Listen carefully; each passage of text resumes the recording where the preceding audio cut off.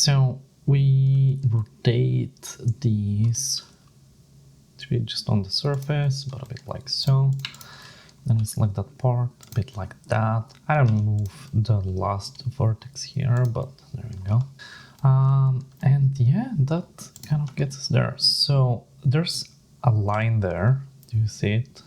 Like it faces us. I'll try to show you how to do that one. Let's see, this vertex, where is it? It's on the front. So I will select from here to here and to here. Maybe this one as well.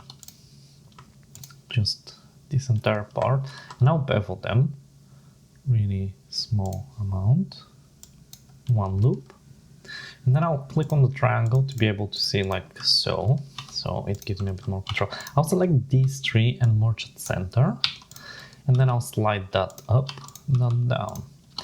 I'll select these and merge it to that by selecting by last, and that leaves us with this loop here.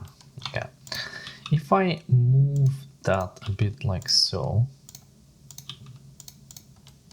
and this a bit more, it kind of already gives me a line.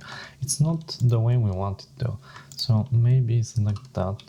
So this will make it on the other side as well, by the way, because like we're using the solidify after all. Actually, let me refine this, because I don't really like that.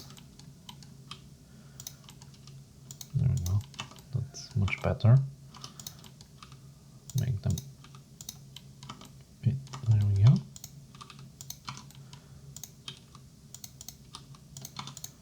Move that up, nice, that is pretty cool, I really like it. Move these in, and it gives us that like little dimensional punch that the other one has. It's a bit different than the other one, but again, I've shown you the technique, so you should be able to derive a similar look from there, and that's what this video is all about, the techniques really. Okay, and I kind of want a bit more smoothness here, so I'm thinking if I dissolve this, does it make it more smooth? Yeah, I like it more when this is dissolved, you know. And anyway, so what I was about to say just a minute ago was, I think the way I approach the other one is I would apply the solidify at some point, given what I like, and then I would start editing things just on the surface, so it doesn't actually happen on the back end as well. It doesn't actually matter if it happens on the back end too much on this side, because later on still need to like turn this from high poly and an optimized piece to a low poly one. We'll not do that in the video as I mentioned already, but essentially what I would be doing is I would increase the levels of viewport even one more. I would apply, oops, excuse me, we'll first solidify and then apply, and then see all of these loops, like these are not optimized and they're not a good game ready asset. It's not really low poly. I would go one by one and dissolve the ones that I don't really need. Or better yet, I might actually take this piece into ZBrush, sculpt a bit more on its shape, then take it back here into Blender, and on top I will have a B-surfaces remeshing by hand approach of quad draw, and I would essentially quad draw a low poly representation on top of this incredibly unoptimized asset. This is something that I do in one of my videos already, in one of the devlogs. So again, I'll put a link and the video in the description, also on the screen right now, and you could go and see the approach that I use over there and maybe use it here. For now though, I will keep pieces rather unoptimized, and we will export pieces like this when we take them to the further steps in Unreal, because again, a reminder, this is a tutorial that mainly focuses on functionality, blueprints, and the VFX. It doesn't focus on creating the low poly. Anyway, let's Ctrl Z a few times, because this is crazy. Go back to level viewport 2, and we were after the line, right? So let me try it really quickly. I'll let it happen on the backside for now as well, because it doesn't really matter. But yeah, so here we merged points, and I actually don't know if that was a good idea. We could fix it by making this disappear for a moment. Look at that. It's kind of crazy, but this just shows how powerful and nice this approach is. And anyway, we fix it by hand. We just do this, you know, and then we dissolve this and we dissolve that. So if you make a mistake really at some point with your edge loops, you shouldn't really panic or worry that you might not have enough of an undo history. You can always just disable the preview and fix things by hand. Like, the entire idea of this approach is that this is so low poly that it's incredibly manageable to modify and change your geometry, and that's why we love this approach. So with that fixed, we just select these parts and we move them up like so, and then to the side. And see, we immediately get the line that I was on about. We move this to here, and if we really want this line to be even more defined, we could select from here to like there and bevel once. And now this line is like really obvious. It kind of like looks low poly as well. Would be solved by just increasing the level of the viewport to 2, and then later on dissolving needless loops, because this will be incredibly unoptimized, as we mentioned already. But anyway, I don't actually think that the line is needed to be nearly as harsh as it was. So let's just leave it to that and move on to the next part. We want to mirror this. So I go set origin to 3D cursor. The 3D cursor I have preset to be like dead center, and then if I add mirror, it kind of like immediately does it for me there. So like the piece kind of like clips into one another, but we don't care because we'll make a little shield thingy there as well. So yeah, that's cute. So I think the way I've made it here on the other piece is actually kind of wrong. As in, like, you can see that I clearly just mirrored it. But it works for me because it touches perfectly where the tower touches. You won't have the tower for your case, so I'll just suggest to duplicate this and then give yourself like a bit of a leaf over there as some detail. So for now, I'll just disable the X and I'll carry on. I'm going to select just this and I will shift D and move it up, right? And that enables me to work in here in my existing piece, have all of my stack and everything, and just it's a nice shortcut. I'm going to rotate piece like that. I'll rotate it like this and that. And essentially I'm going to start making the relief in the middle by reusing the topology really of what I had already there. So let's place it there. Cool. So I'm going to strive for this existing like piece there in the middle to be where the seam is. Kind of getting inspired by what we already have existing there. It just makes our work easier. Move that inwards a bit more, that a bit there. Cool. Let's save so we don't lose stuff. Select these, this only, and then start extruding. And I'm extruding again by hand. I don't really care about being precise here. I care about having fun. I move like this and again, and you can already see that it's just like super easy and super fun to kind of like make these gold pieces. This is actually the most fun I had, I think, in this tower project that you can see in my other videos when I was making these leaves. And now something I'm thinking is that it needs to have spots like that, you know, select some parts and just extrude outwards. And yeah, you can see it here. On my other one, I've definitely refined the vertices like this a bit better. So there's like an incredibly organic flow. You can see it. But you look at both of these, and I think without me holding your hand, you could actually manage to do that for yourself.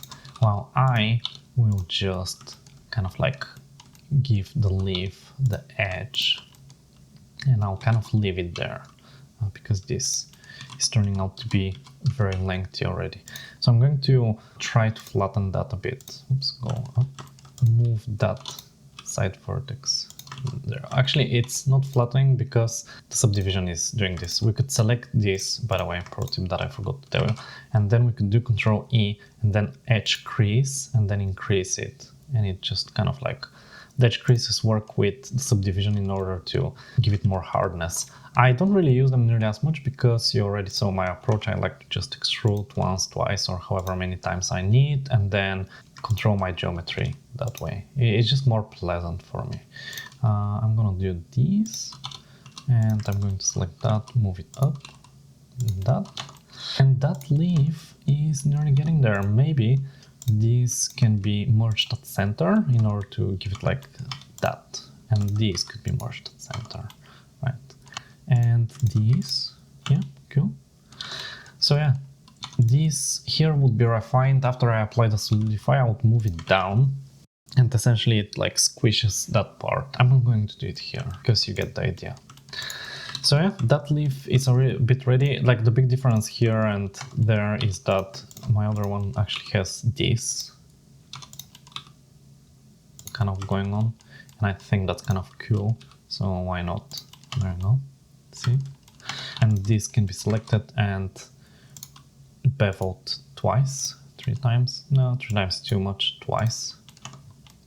And maybe it's too much now with like a bulge, so I can select this and dissolve it once, select that and move it down, and I kind of like made a natural edit there. Very cool. So I'm going to select this next, and I will push it down. I'll push that down as well. I might just so actually select all of them and extrude them inwards. I just make sure that I don't clip through here in order to do that type of thing. And yeah, with that, we've nearly done it. Next up, I will select these parts, a bit like I did last time, and then extrude them. But I did the selection, and then I did Shift D, which duplicates the faces, and then I move them out. Cool, and now these I want to actually have a separate object. So with that selection, I'm going to do mesh, and then I'll say separate by selection, and this turns into a new object. I'll select this new object and F2 to rename, and I'll say shield. Cool. This I'll say leaves. Cool. So now we actually have good naming conventions. Now for this shield, what I care about is selecting this, going into this mode, maybe even isolating it so I can just see this. And actually I'll select this first. I'll move them to the side, and I'll select these. And I want to flatten them on the y-axis. I will go 0 over here, and then I'll move them until they merge. But I want to change something. I want to move the mirror from down here to up there to happen before the subdivision. That way, if I increase the clip amount, there we go, to something more sensible, in this case 0.7, it merges the middle and it actually makes it into one object, right? And we love that because it immediately just lets us manipulate the geometry and start to derive this shield. So yeah, you kind of get everything that I've done by now, so I'll kind of like rush and not explain why I'm doing what I'm doing. I'm just hoping that you follow and you know what you're doing to this point as well. And move it like so. Cool. And now here I will just go to this side view, and I'll just boom, slap it on the front. Again, this shield is bigger than the other one. Maybe actually one could argue that this one is nicer. Again, up to personal preference and to you. Make the art in the way that you want it. I'm not going to force any visual on you. I'll make it like slightly slim just for time being, but then I'll leave it to that because yeah, we don't have much time. I'll do like this. Cool. So last part. Let's select these and illustrate them as well with a gold preview. We want to make these. You probably can already guess my approach to those was also through subdivision modifiers. So I will start with the cube, like so. I will cut it in the middle. And here, rinse and repeat, we're just doing what we've done in the past, but repetition kind of like solidifies our knowledge. So why not in the modifiers mirror this axis, in the modifiers subdivide select and give it the gold. Cool. Right click, auto smooth, go back to the stack and change the angle to say 60. Cool. In the middle, they are not merging very well. Increase the merge factor to 0.2, and that's splendid. Select these and start extruding outwards. We want it to be a bit above the shield, like so, and then extrude once to give it dimensionality and leave it like that. Select these and slide them in, right? Okay, like this. Oops, and then again. That kind of gives it a bit of more dimensionality like my other one does. Maybe not too much, a bit like that. Select these and move them on the y-axis once, then extrude. Cool. Isolate it and select these and then go bigger on that axis to give it dimensionality. Move it down a bit so it fits.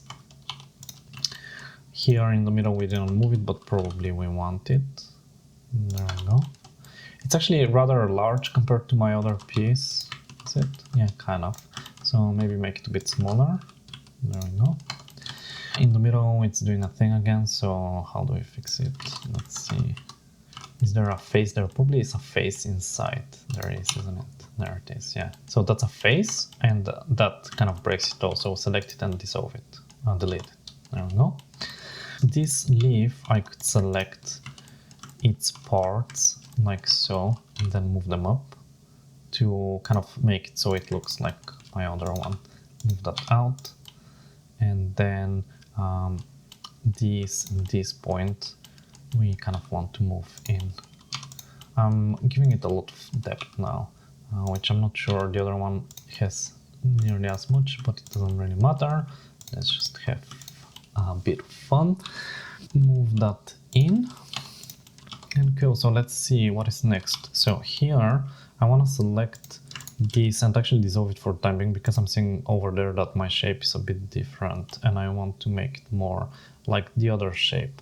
So how I'm going to do that is I'll select these and move them in here, and here I'll like bevel once, and then here, there we go.